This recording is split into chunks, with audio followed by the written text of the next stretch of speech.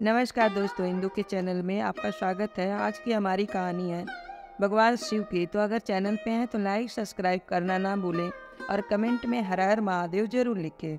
भगवान शिव कहते हैं, गरीबी से मुक्ति के लिए इन 3 बातों को किसी से ना बताएं। आज हम आपको एक कथा का श्रवण करा रहे हैं जो सुनने मात्र से आपके जीवन में सुख संपत्ति और धन की वर्षा होगी। तो चलिए कथा को प्रारंभ करते हैं। भगवान शिव माता पार्वती से कहते हैं, ये 3 बातें मानव को कभी भी किसी को नहीं बताना चाहिए। जो मानव यह 3 बातें नहीं बताते हैं वह इंसान कभी भी गरीब नहीं रहेगा। फिर माता पार्वती कहती हैं, हे प्राणनाथ, वह कौन सी 3 बातें हैं जिसे जान लेने से इंसान को कभी भी दुखों का सामना नहीं करना पड़ेगा। फिर भगवान शिव कहते हैं, ये देवी, आज मैं पृथ्वी लोक पर एक सन्यासी का रूप धारण करके यह 3 बातें बताने जा रहा हूँ। कृपया आप इस कहानी को ध्यान से सुने।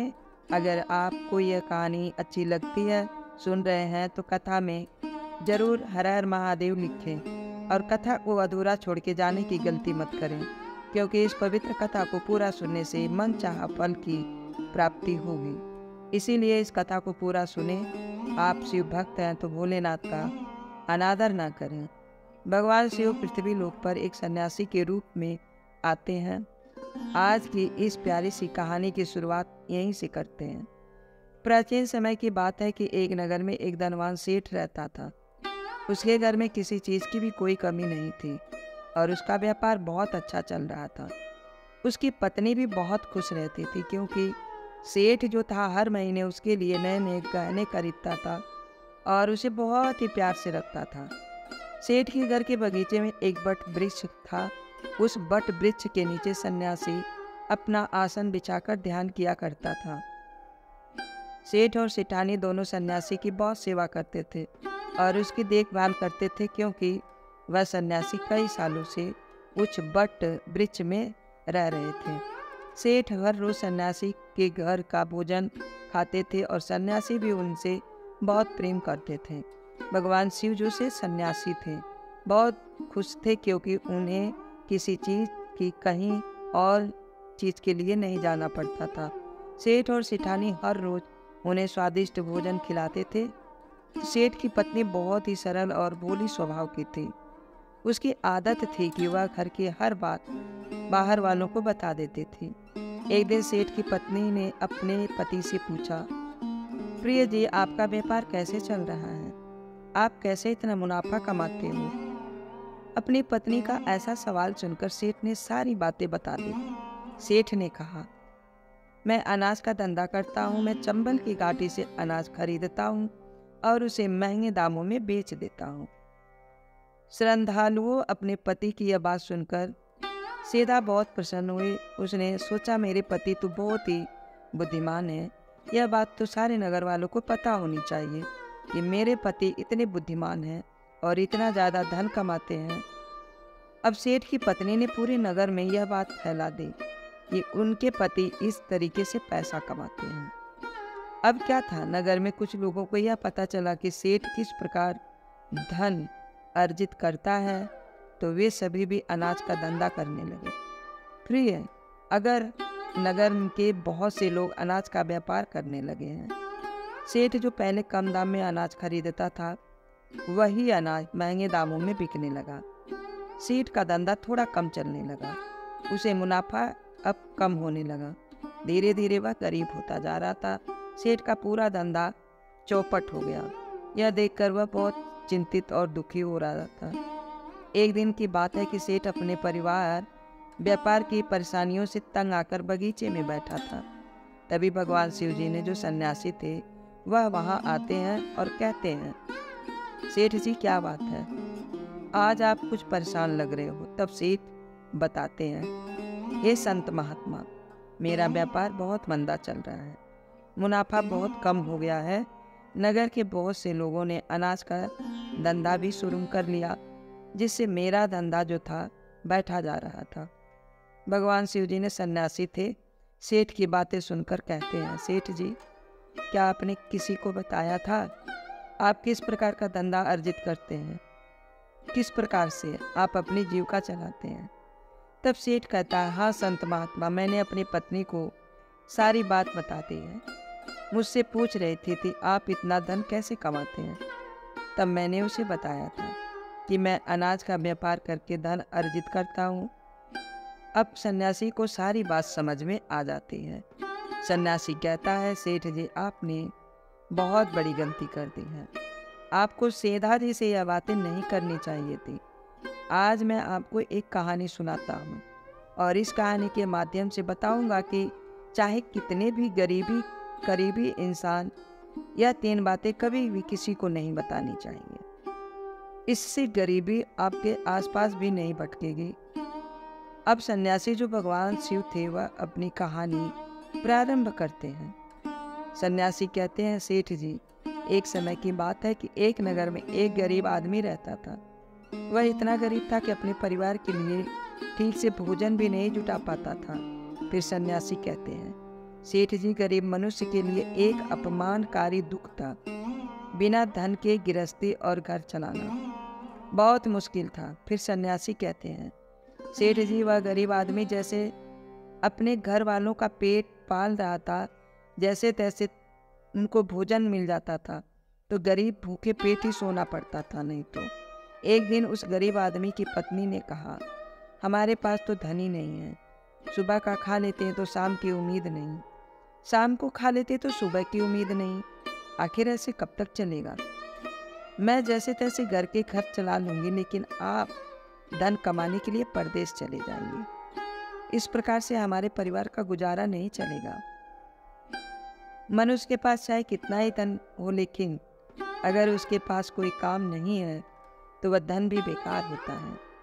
अगर हम कुछ नहीं करेंगे तो अपने बच्चों का कैसे पालेंगे? भूखे मरने से अच्छा ही है कि किसी की छोटी मोटी मजदूरी भी कर ले। अब पत्नी के बार बार कहने पर वह गरीब आदमी धन कमाने की आस लेकर घर से निकल पड़ा। जंगलों के रास्ते से परदेश के लिए रवाना हुआ। चलते चलते वह एक जंगल में पहुंच गया। दूर की यात्रा तय करके जा रहा था।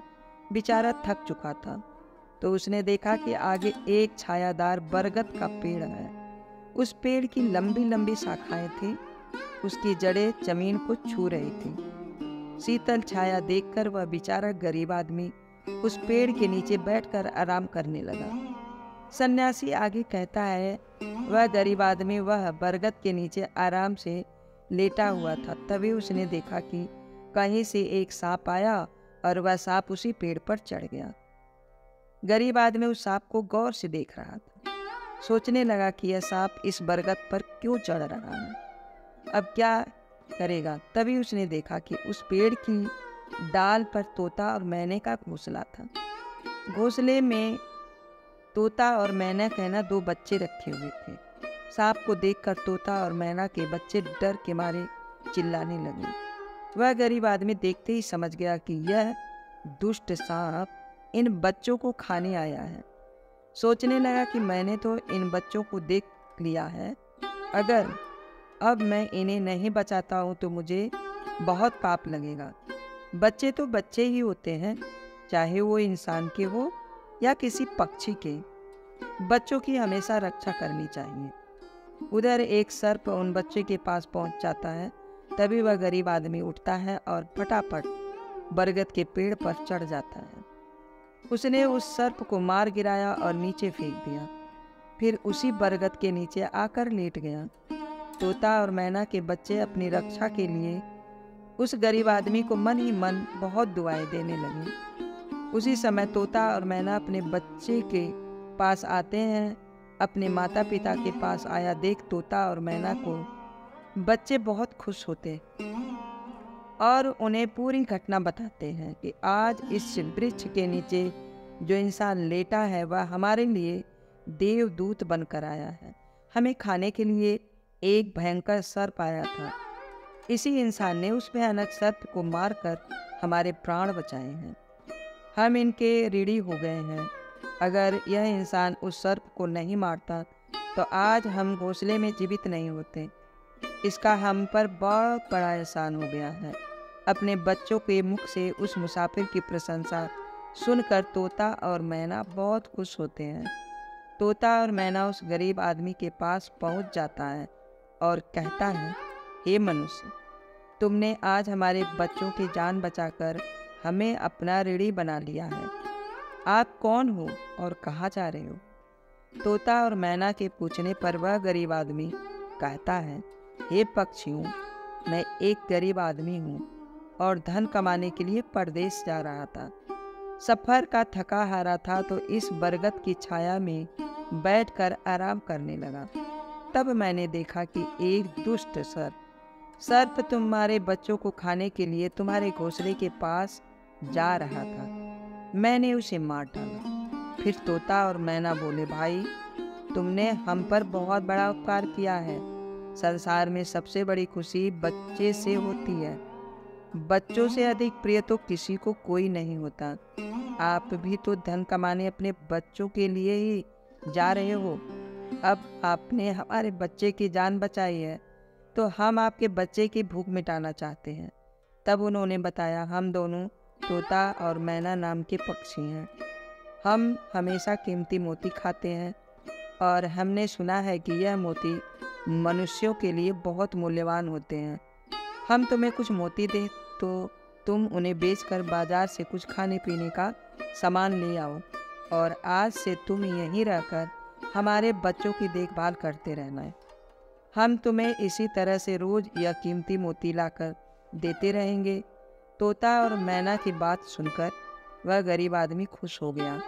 सोचता है कि अगर हमें यही धन मिलेगा तो हम बाहर क्यों जाएंगे।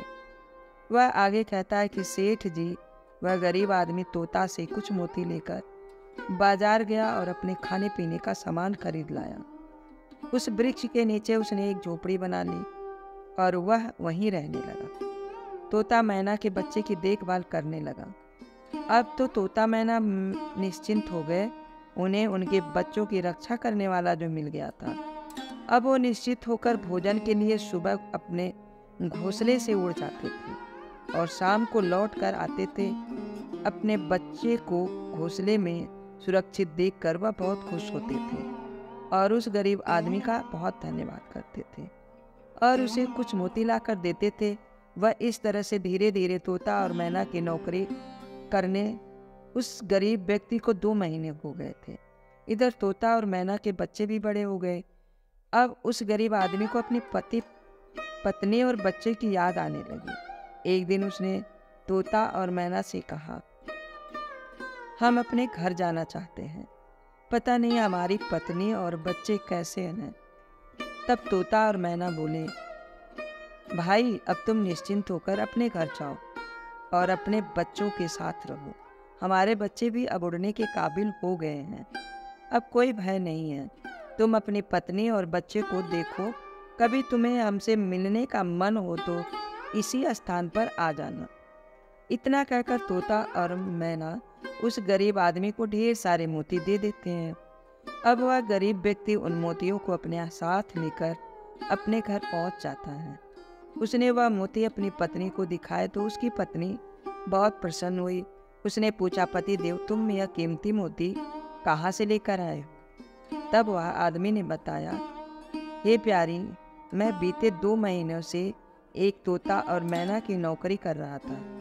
उन्हीं ने मुझे यह कीमती मोती दिए हैं। यह मोती बहुत कीमती है, अनमोल है। इन्हें बेचकर हम अपना घर और बड़ा बनवाएंगे और अपने बच्चों को अच्छे वस्त्र ला कर देंगे और तुम्हारे लिए भी नए नए गहने बनवा देंगे। भगवान शिव सन्यासी के रूप में कहते हैं, सेठ जी, अब वह आदमी उन मोतियों को बेचकर बाजार से अपने घर का सारा जरूरी सामान ले आया और अपना नया घर बनवाने लगा और वह आराम की जिंदगी जीने लगा। उस नगर के राजा प्रताप सिंह एक अजीब रोग से ग्रसित हो गया।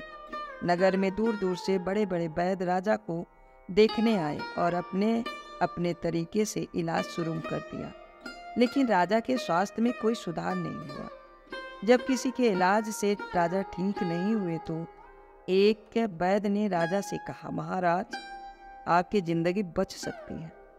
अगर आपको तोते के बच्चे का मांस मिल जाए तो आप हमेशा के लिए ठीक हो जाएंगे।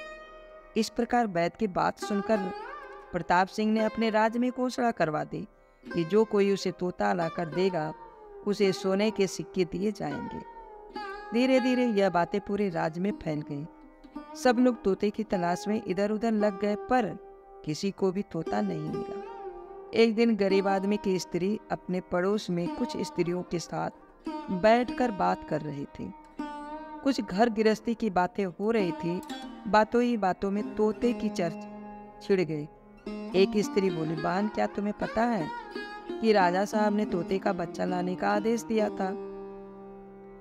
तोता लाना कोई आसान काम नहीं है।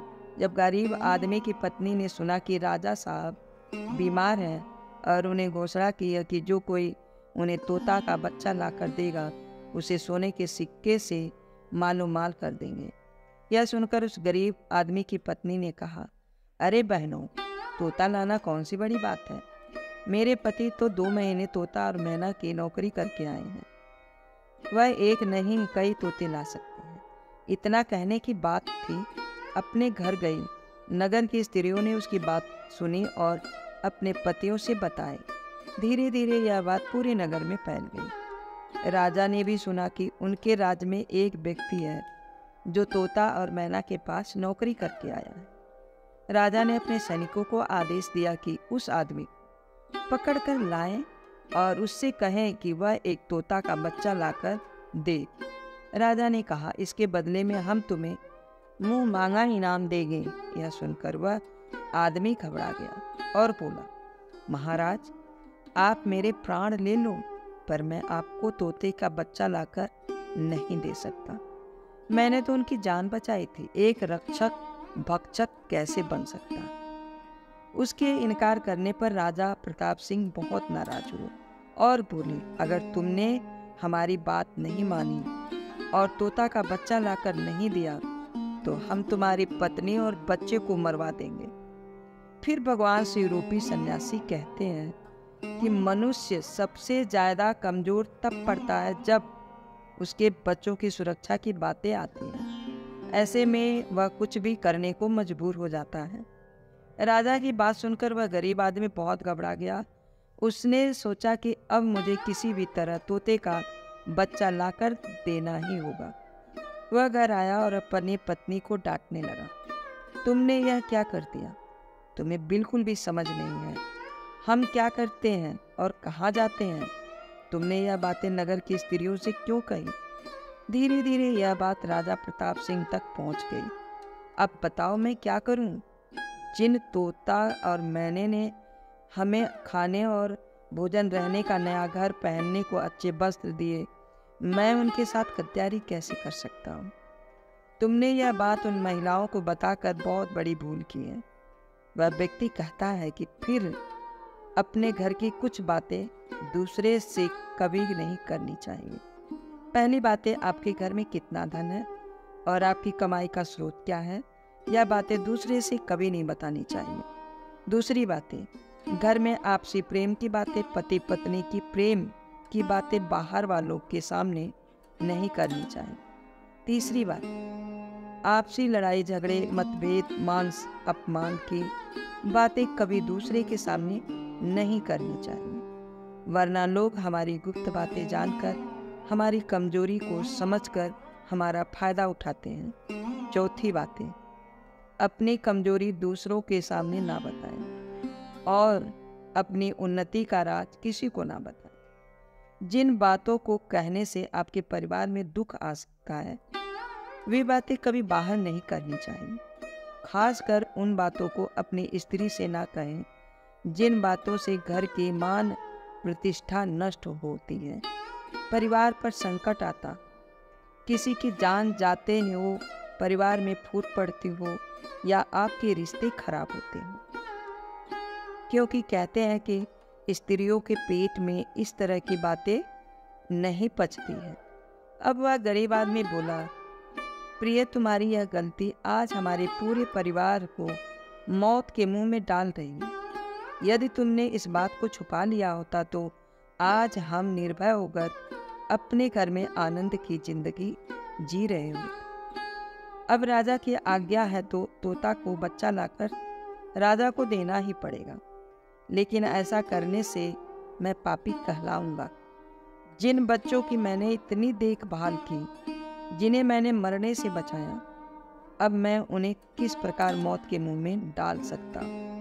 पत्नी कहने लगी, पतिदेव आज जो भी है, लेकिन हमें अपने बच्चे की जिंदगी बचानी तो है ना, आपको यह पाप करना ही पड़ेगा। अब तो बड़ा लाचार होता हुआ वह गरीब आदमी जंगल की ओर चल पड़ा, जहां वह तोता के बच्चे की देखभाल करता था। उधर जब तोता और मैना और उनके बच्चों ने उस गरीब आदमी को अपने पास आता हुआ देखा तो वह बड़े खुश होने लगे। अपने बच्चों को अत्यंत खुश देखकर तोता और मैना कहने लगे, अरे बच्चों, तुम इतने खुश क्यों हो रहे हो?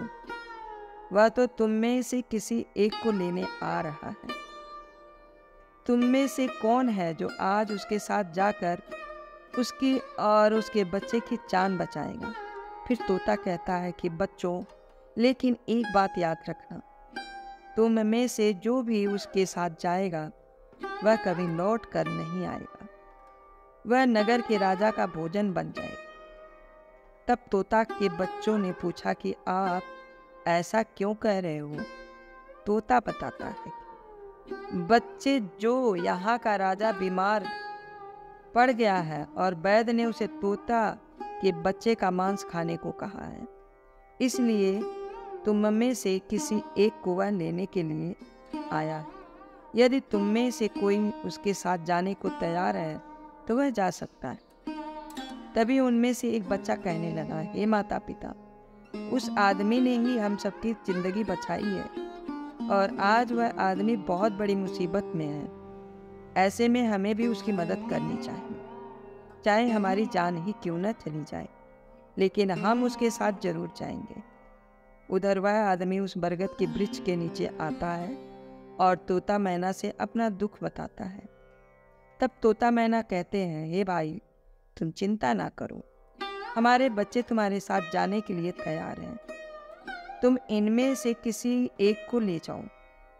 अब वह गरीब आदमी उनमें से एक तोता के बच्चे को लेकर लौट जाता है और राजा को ले जाकर दे देता है।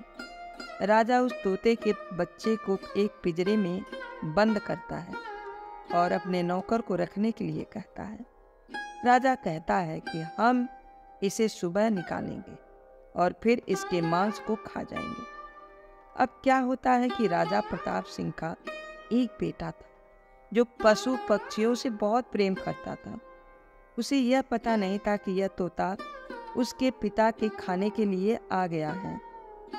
वह अपने मित्रों के साथ उसी जगह पर खेल रहा था जहाँ तोते का बच्चा पिंजरे में कैद था। राजकुमार ने जब एक सुंदर तोते का पिंजरे में बंद देखा तो वह उसके साथ खेलने लगा।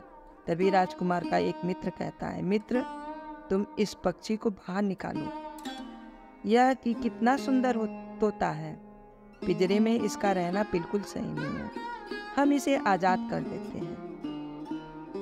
अपने मित्र की बात सुनने के बाद राजकुमार ने उस तोते को पिंजरे से बाहर निकाल देता है।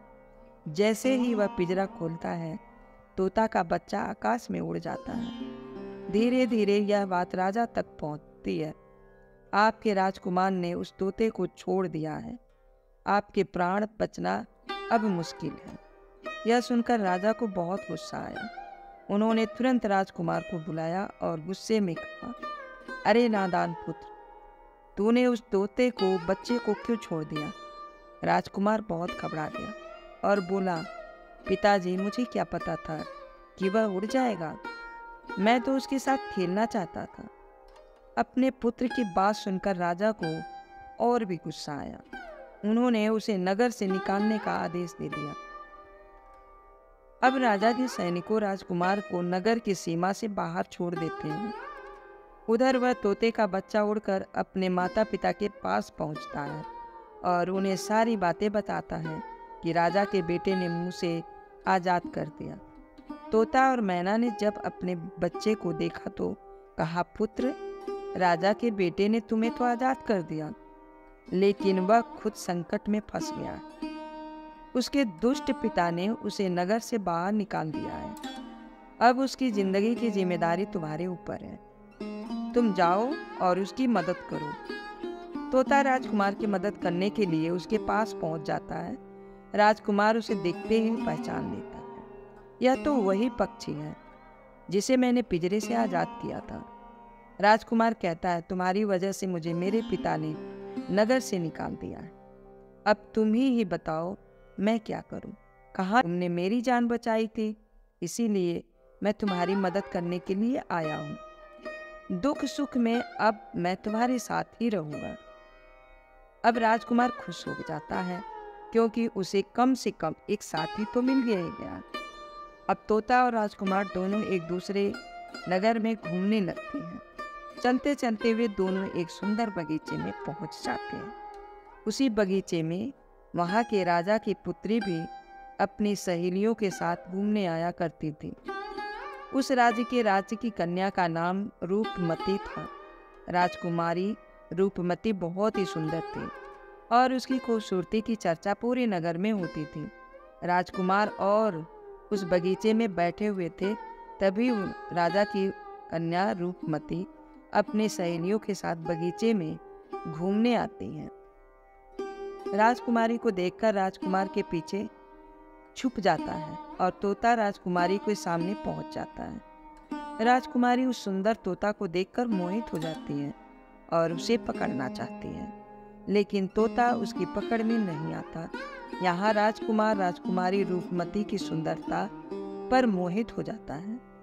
कुछ समय बगीचे में टहलने के बाद राजकुमारी अपने महल में लौट जाती। राजकुमारी पूरी तरह से राजकुमारी पर मोहित हो जाता है। अब तो उसे एक पल भी अच्छा नहीं लग रहा था। अब तोता ने कहा, मित्र तुम चिंता मत करो, तुम जिसे चाहने लगे हो मैं तुम्हें उसे मिलवा दूंगा। राजकुमार बोला, मित्र तुम मुझे किसी भी तरह उस राजकुमारी से मिला दो, मैं उसके बिना अब नहीं रह पाऊंगा। तोता बोला, मित्र तुम मुझ पर भरोसा रखो, मैं पता लगाकर आता हूँ कि राजकुमारी कहाँ रहती है, तुम उसके मिल सकते हो। अब तोता राजकुमारी रूपमती के पास जाता है। राजकुमारी के महल में चारों तरफ सैनिक तैनात थे, लेकिन तोता उड़ता हुआ ऊपर से जाता है और जाकर राजकुमारी के कक्ष के बाहर बैठ जाता है। तोता वहाँ से सब नज़ारा देखता है, सारी बात आकर राजकुमार को बताता है कि महल में जाकर राजकुमारी से मिलना बहुत मुश्किल है। तोता कहता है, तुम एक काम करो, अपना रुमाल मुझे दे दो, मैं तुम्हारा रुमाल आज राजकुमारी के पास पहुंचा दूंगा और उसकी चुनरी ले आऊंगा। अब रात में तोता राजकुमार का रुमाल लेकर राजकुमारी के पास रख आता है और राजकुमारी की चुनरी साथ ले जाता है। सुबह जब राजकुमारी रूपमती जगती है तो देखती है कि उसकी चुनरी गायब है और उसके पास एक रुमाल रखा हुआ है। राजकुमारी तुरंत समझ जाती है कि रात में कोई पुरुष उसके कक्ष में आया था। उसने देखा कि उसकी चुनरी गायब है और उसकी किसी पुरुष का रुमाल रखा है। राजकुमारी बहुत व्याकुल हो जाती है और अपने सभी सिपाहियों को सावधान कर देती है। वह सिपाही से पूछती है कि रात में उसके पास कौन आया था, लेकिन किसी के पास कोई जवाब नहीं था। अब राजकुमारी के कक्ष में सुरक्षा और बढ़ा दी जाती है। अगली रात फिर से तोता राजकुमारी के कक्ष में जाता है और अपने मित्र द्वारा लिखी हुई चिट्ठी को राजकुमारी के पास रख आता है। अगले दिन जब राजकुमारी जागती है और चिट्ठी पढ़ती है तो उसने लिखा होता है कि राजकुमारी, मैंने जब से तुम्हें देखा है तब से मैं तुम्हारा हो गया हूँ। मैं तुमसे विवाह करना चाहता हूँ। अगर तुम्हें मुझसे मिलना है तो तुम अपने बगीचे में आ जाना, मैं तुम्हें वहाँ मिल जाऊँगा। अब राजकुमारी अपनी सहेलियों को लेकर बगीचे में जाती है, लेकिन वहाँ उसे कोई पुरुष नजर नहीं आता। वहाँ तो सिर्फ वही तोता घूम रहा होता है जिसे उसने उस दिन देखा था।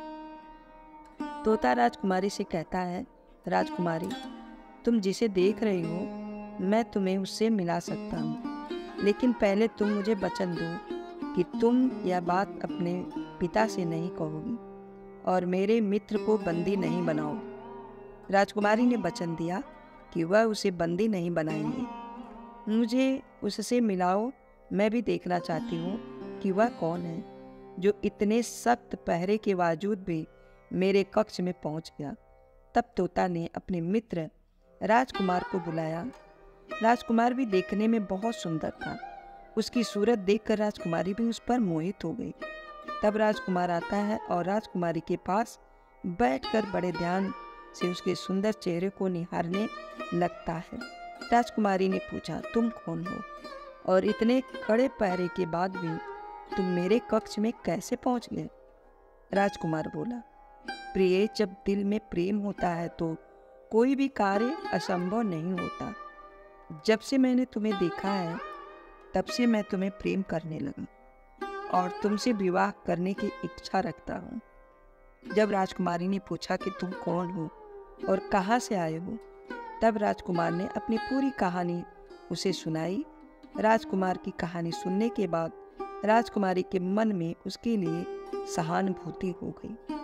अब तो रोजाना राजकुमारी रूपमती उस राजकुमार से मिलने उस बगीचे में आया करते थे। एक दिन राजकुमारी ने कहा, राजकुमार, मेरे पिता तुम्हारे साथ मेरा विवाह कभी नहीं करेंगे, इसीलिए मैं तुम्हारे साथ भाग चलूं और कहीं दूसरी जगह चलकर हम अपना विवाह कर लेंगे और आनंद पूर्वक रहेंगे। अब वही होता है।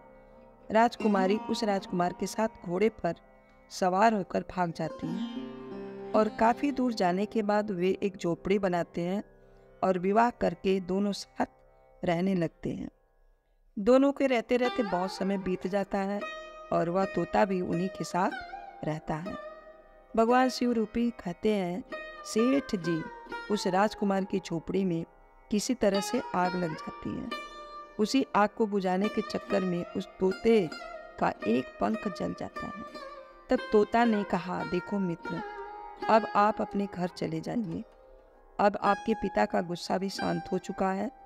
अब आपके पिता आपसे कुछ नहीं कहेंगे। जब वह आपको अपनी बहू के साथ देखेंगे तो वह आपको माफ़ कर देंगे। मेरा तो एक पंख जल गया है, मैं अब उड़ नहीं सकता, इसीलिए मैं कुछ दिन तक यहीं रहकर अपने पन का इंतजार करता हूँ। जब मेरा पंख दोबारा उठ जाएगा तो मैं आपसे मिलने के लिए जरूर आऊँगा। इस प्रकार से वह दोनों राजकुमार और उसकी पत्नी अपने नगर के लिए चल देते हैं। चलते चलते रास्ते में एक नदी पड़ती है। उस नदी पर एक नाविका नाव चलाता था। राजकुमार अपनी पत्नी को लेकर नाव में बैठ जाते हैं। जैसे ही नाव नदी के बीच में पहुंचती है तो राजकुमार देखता है कि वहाँ एक चूहा बार बार नाव पर चढ़ कर आता है, लेकिन वह नाविका उसे हटाकर नदी में गिरा देता है। कई बार उस चूहे को नाविका ने हटा देता है। तब राजकुमार कहने लगा, अरे, यह बेचारा इस प्रकार से तो जल में डूबकर मर जाएगा। यह अपने प्राण की रक्षा करने के लिए इस नाव पर चढ़ रहा है, इसे चढ़ जाने दो। जब राजकुमार ने नाविका से कहा, आप इस चूहे को चढ़ जाने दो, तो राजकुमार के कहने पर उस नाविका ने उस चूहे को अपनी नाव पर चढ़ जाने दिया। जैसे ही चूहा नाव के अंदर गया, वह अंदर जाकर छुप गया। थोड़ी देर बाद उन्होंने देखा कि नाव के अंदर धीरे धीरे पानी आने लगा। उसी चूहे ने नाव को काटकर उसमें छेद कर दिया था, जिससे नाव में पानी भरने लगा। जब नाव में पानी बढ़ने लगा तब नाव पानी में डूबने लगी। धीरे धीरे जब नाव पूरी तरह डूब गई तो उसी समय राजकुमारी और राजकुमार पानी में बहने लगे।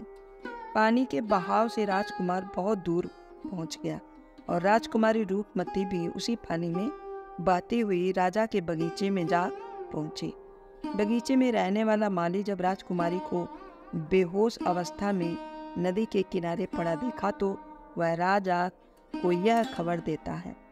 राजा जब सुंदर लड़की को देखा तो उस पर मोहित हो जाता है और सुंदर राजकुमारी को देखकर उसे अपने महल में ले आता है और राज वैद्य से उसका इलाज करवाता है। कुछ दिनों बीतने के बाद जब राजकुमारी ठीक हो जाती है तो एक दिन वह देखती है कि राजा उसकी करीब आया है। राजा ने पहले ही राजकुमारी रूपमती के चेहरे को निहार रखा था। अब वह राजकुमारी के विवाह करना चाहता था। राजा कहने लगा, राजकुमारी, तुम्हारी भी इस दुनिया में कोई नहीं है और अब हम तुम्हें अपनी पत्नी बना लेते हैं। हमारी रानी बन जाओ और हमारे महलों में बड़े आराम के साथ रहो। राजकुमारी रूपमती बहुत ही बुद्धिमान थी। उसने अपने मन में विचार किया कि यदि वह इस समय राजा को विवाह करने से मना करती है तो राजा उसके साथ जबरदस्ती करेगा। इसीलिए उसने राजा से कुछ दिनों के लिए समय मांगा। रूपमती बोली, राजा साहब, थोड़े दिन ठहर जाओ, उसके बाद मैं तुमसे विवाह कर लूँगी। राजकुमारी उसी समय राजा के महल में रहने लगी और गरीब असहाय लोगों को भोजन करवाने लगी। उधर अब क्या होता है, उसका जो पति था राजकुमार, जो पानी में बह गया था, वह बेचारा मुसीबत का मारा हुआ इधर उधर घूमता हुआ उसी जगह पर भोजन की तलाश में पहुंच जाता। राजकुमारी गरीबों को भोजन कराती जहां वहीं राजकुमार पहुंच गया। राजकुमारी ने उसे देखते ही पहचान लिया और उसकी आंखों में आंसू आ गए। राजकुमारी ने राजकुमार को एकांत में बुलाया और सारी बात बताई। उसने कहा, हे स्वामी, आप यहाँ आराम से रहिए और इसी राजा की नौकरी कीजिए। जब हमें मौका मिलेगा तब हम यहाँ से भाग चलेंगे। राजकुमार उसकी बात से सहमत हो गया और राजा का नौकर बनकर महल में रहने लगा। वह राजकुमारी रूपमती की सहायता करने लगा और गरीबी को भोजन परोसने लगा। लेकिन राजा को यह नहीं पता था कि राजकुमार उसका पति है। राजा तो उसे अपना नौकर समझता था। इस प्रकार राजकुमारी रूपमती राजकुमार के साथ पक्षियों को दाना डालती थी। एक दिन वही तोता राजकुमारी के यहाँ दाना चुगने आया। अब उसके नए पंख निकल आए थे। जब उसने दाना चुगने आया तो राजकुमार और राजकुमारी को पहचान लिया। राजकुमारी रूपमती ने तोता को देखा तो उसकी आंखों में आंसू आ गए और उन्होंने तोता को पूरी कहानी सुनाई। वे इस प्रकार से यहाँ फंस चुके थे और राजा को भी नहीं पता था कि वे पति पत्नी हैं। तब तोता कहने लगा, हे राजकुमार, आप चिंता मत करो, आज रात राजा के सभी सैनिक सो जाएंगे, तब हम तुम्हें यहाँ से निकाल कर तुम्हारे पिता के घर पहुँचा देंगे। वही हुआ जो होना था। जब रात होती है तो राजा के सभी सिपाही गहरी नींद में सो जाते हैं। जब सभी सैनिक सो गए तो उसी समय राजकुमारी और राजकुमार महल से निकल पड़े। रात के अंधेरे में वे राजकुमार अपने पिता प्रताप सिंह के राज्य में पहुंच गया। राजकुमार अपनी पत्नी को साथ लेकर अपने पिता के पास पहुंचा। उन्हें देखकर राजकुमार का पिता बहुत प्रसन्न हुआ। उसे अपनी करनी पर पछतावा हुआ। उसने अपने पुत्र को नगर से निकालवा कर बहुत बुरा किया था। वह बार बार अपने पुत्र से क्षमा मांगता है। तब राजकुमार ने बताया, हे पिताजी, मेरी रक्षा उसी तोते ने की जिसे आप मार कर खाना चाहते थे। उसी ने मेरे प्राण बचाए और मुझे शत्रुओं से छुटकारा दिलाया। राजकुमार के मुख से तोते की बात सुनकर राजा बहुत प्रसन्न हुआ और उसी दिन से राजा ने प्रण किया कि आज से हमारे राज्य में कोई भी पशु पक्षियों को नहीं मारेगा और सभी लोग उन्हें दाना देंगे। इतनी कहानी सन्यासी सेठ जी को सुनाते हैं और बताता है कि देखा सेठ, इस प्रकार कुछ बातें बताने पर जीवन में घोर संकट आ सकता है। इसीलिए यह बातें किसी को भी नहीं बताना चाहिए। जैसे आपने अपनी पत्नी को बताया कि आप किस प्रकार धन अर्जित करते हैं और आपका व्यापार खतरे में है, तो सेठ जी को अपनी गलती का एहसास होता है और वह अपनी पत्नी को समझाते हैं कि तुम इन बातों को किसी को मत बताया करो। फिर भगवान शिव कहते हैं, हे देवी, हमारी आज की यह कहानी यहीं समाप्त होती है। इस वीडियो को बोलते समय कोई त्रुटि हो गई हो तो मैं क्षमा चाहती हूँ। उम्मीद है आप सभी को यह वीडियो अच्छी लगी होगी। अगर आप शिव के सच्चे भक्त हैं तो चैनल को सब्सक्राइब और वीडियो को लाइक करके कमेंट में हर हर महादेव जरूर लिखें।